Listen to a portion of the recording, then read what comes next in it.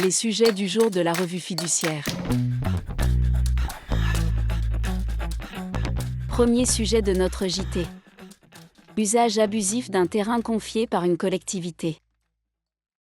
Rompant avec sa précédente jurisprudence, la Cour de cassation vient d'admettre qu'un abus de confiance puisse porter sur un immeuble. Dans cette affaire, une société était titulaire d'un marché d'enfouissement de déchets sur un terrain qui lui avait été remis, à titre précaire, par le département. En réalité, la société ouvrait ce terrain à des clients privés, dont elle enfouissait les déchets en méconnaissance du contrat conclu avec le département. Cette utilisation abusive du terrain avait irrémédiablement réduit les capacités d'enfouissement du site.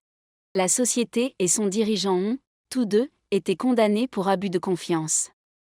La Cour de cassation a validé cette décision, estimant que l'usage abusif du terrain traduisait la volonté manifeste de la société et de son dirigeant de se comporter, ne serait-ce que momentanément, comme des propriétaires.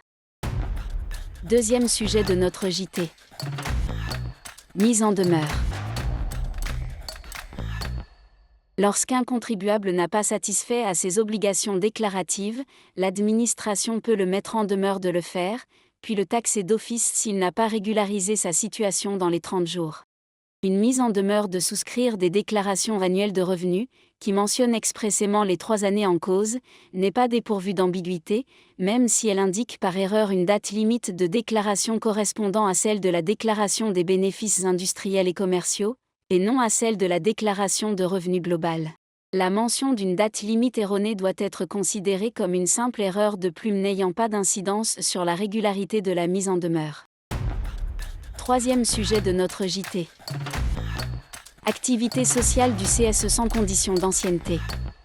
La gestion par le Comité social et économique des activités sociales et culturelles est assez peu réglementée par le Code du travail. Celui-ci fixe notamment une liste, non limitative, de ce qui peut être inclus dans les ASC. En revanche, il ne dit rien sur les conditions d'attribution des ASC et la possibilité de fixer des critères d'attribution. La jurisprudence et l'administration ont donc répondu à des questions pratiques. Elles ont, par exemple, précisé que les ASC du CSE ne doivent pas être attribués de façon ou sur la base de critères discriminatoires. Mais quid d'une condition d'ancienneté ? En 2014, le ministère du Travail avait indiqué qu'un CSE ne pouvait pas retenir l'ancienneté dans l'entreprise comme critère d'octroi d'une ASC.